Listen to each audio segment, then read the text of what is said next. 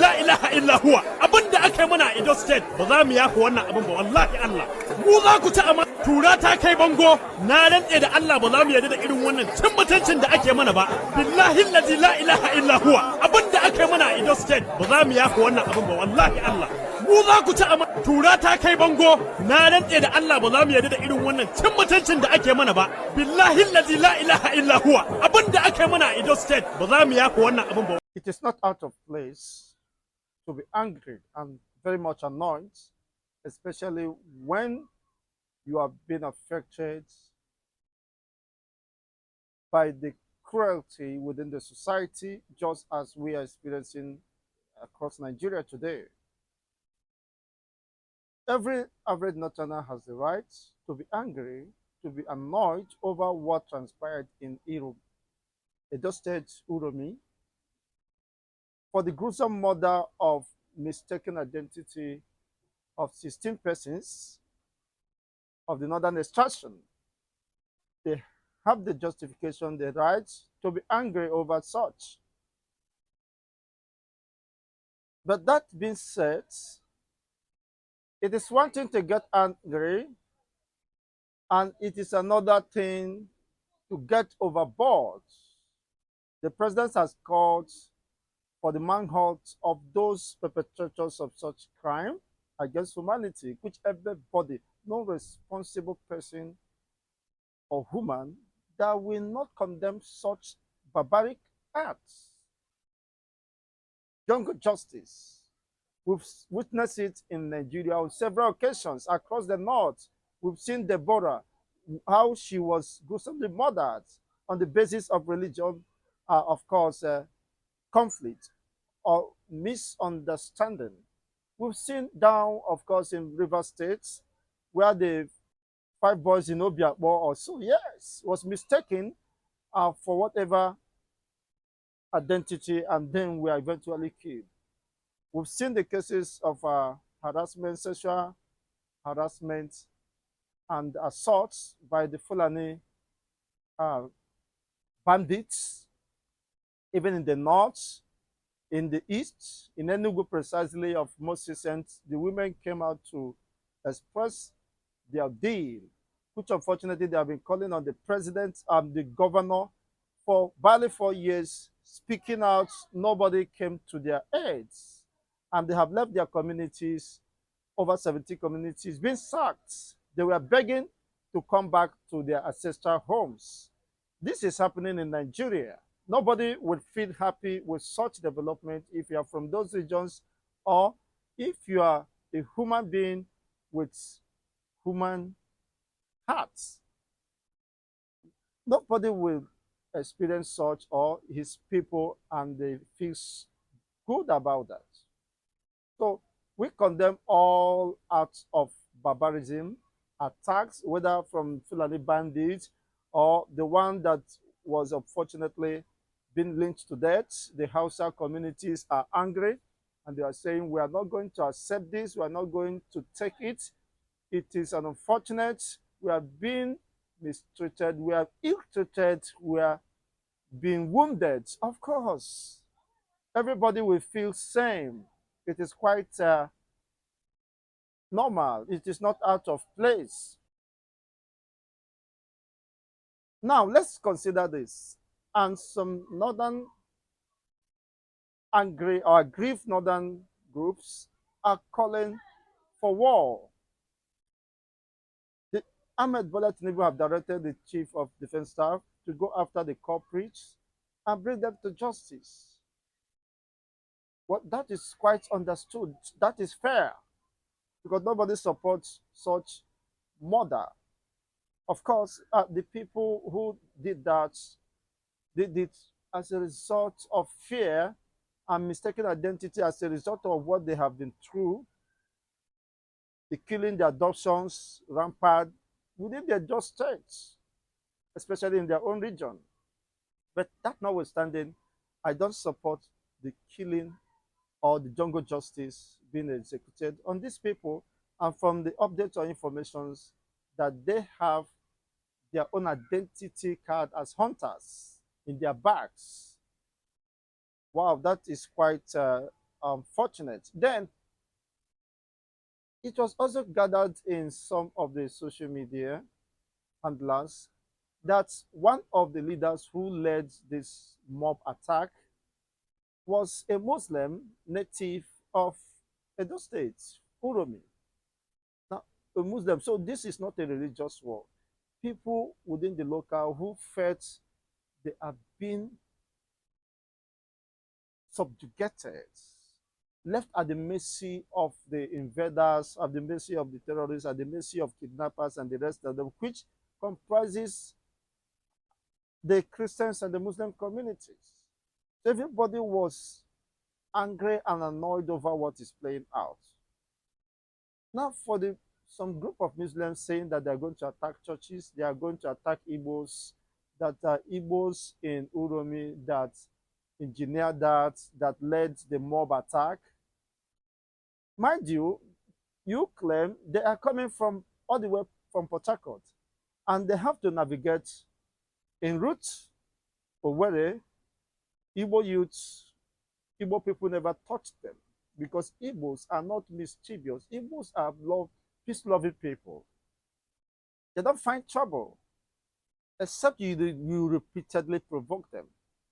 So they have no reason to intercept Dangote talk and begin to inquire the identity of those being conveyed by Dangote. That is not their business. They are peace-loving people. They move through Owerri, of course, they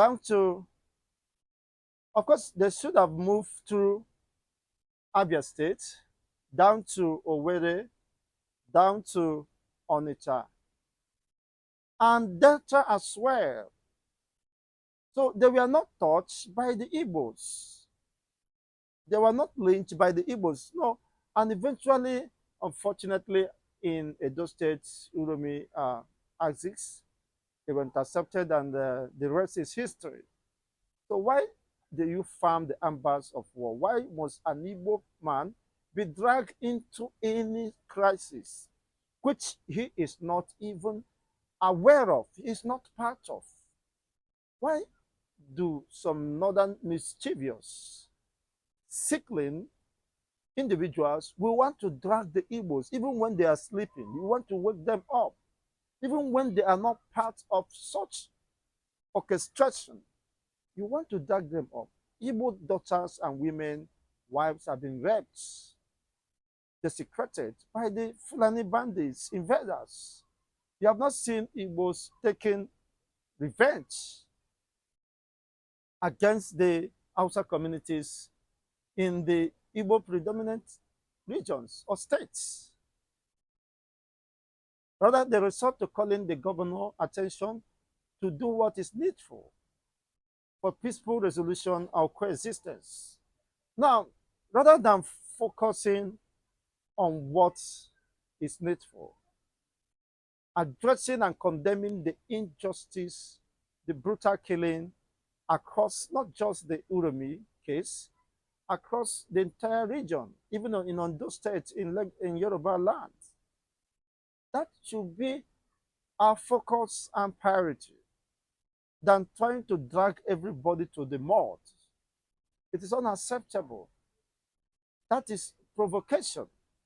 Igbos were part of that, and you are dragging the Igbos. Igbos were part of the protests in August last year, and you are saying because Igbos do not participate, they are going to drag them into the mud. They are going to, begin to destroy their business outfit and the rest of them. Why should that be? No, why should that be? We all have conscience.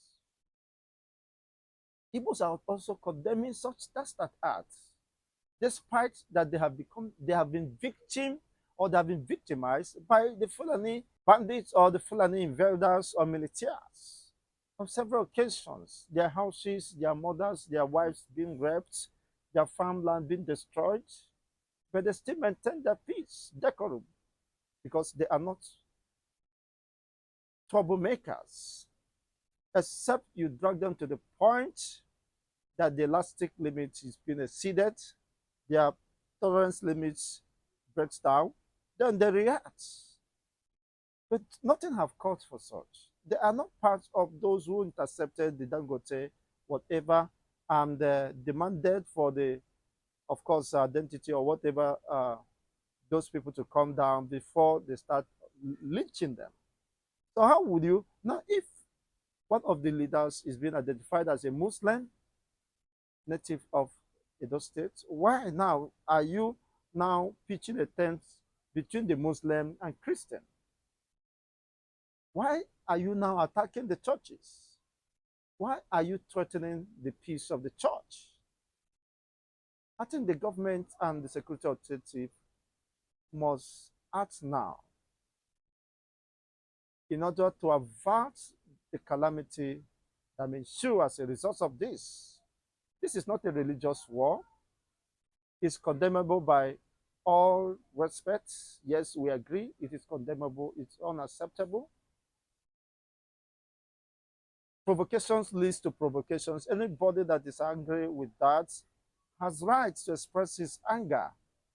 Even the Edo people that we are being affected, they have a right to voice out their frustrations and anger over what they believe is the negligence or lack of proactiveness on the part of the both states and federal governments, or even the local governments. They have a right to pour out their grievances. But that notwithstanding, we have to forge a common front. We have to come to a rallying point where beyond all this expression of emotions and anger and the rest of them, find a lasting solution to this. It is very important at this time we are in. This is a very critical time. When an average Northerner declared the Arewa nation or threatens for the secession of Arewa nation, nobody will go and arrest him. But Mazen Nandukano is pressing for his own fundamental rights, which he believes, and according to the law, he has the rights to express for his agitation. He is being incarcerated. Likewise, Sunday Igboho as a result of the incessant attack on his people, which led to the death of several people. He was not happy with that.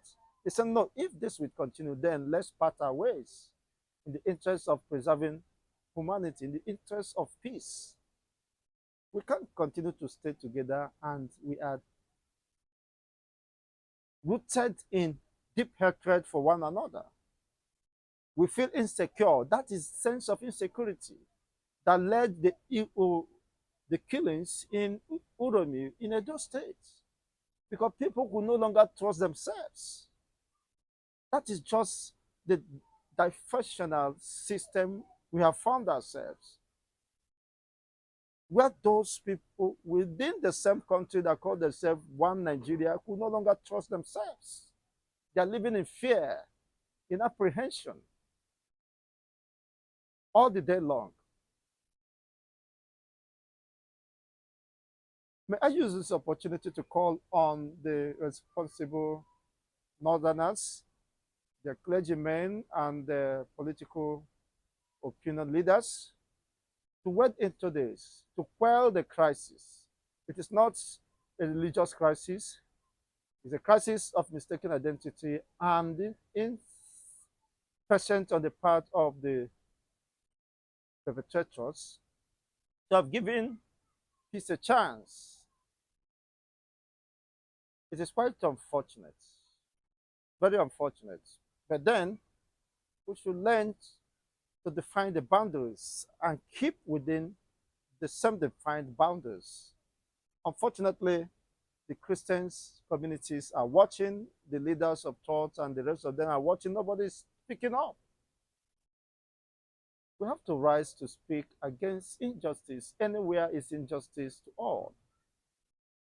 In as much as we do that, it's quite unfortunate. What I would call for, just as I learned that the government of Edo State has taken some proactive steps to talk to the families of the deceased hunters or travelers that met the unfortunate death, not just meeting them. Of course, they do whatever it is to console the family of the bereaved and their loved ones. It means adequate compensation should be done. And beyond that, the both parties affected and those, of course, affected as well, will have to come together. The traditional rulers, the leaders of thought must come together to iron out things. Yes, apportion blame to whosoever you have to apportion blame. The dead has gone, is quite unfortunate. His life is irreparable. But then let's foster how we can build an egalitarian society where everybody, where life, the dignity of human life must be respected by all ethnic nationalities, including the Fulanese, bandits who invade farmlands and destroy it. Why? Why should you do that? Rearing of cows and cattle are private business. And when people take loan to invest in the agriculture, you destroy the farmland. How do you expect them to recover, pay their offset, their loans, and have something back for themselves? So all these things we must consider. And if it becomes necessary that the only way for peace to reign is to balkanize Nigeria, there is nothing wrong about that in the interest of humanity. There is nothing wrong about that. Because it is out of place to begin to hear sense of insecurity. People who no longer trust themselves. People are suspecting one another. How do you dwell in safety in such a situation? It's quite very unfortunate.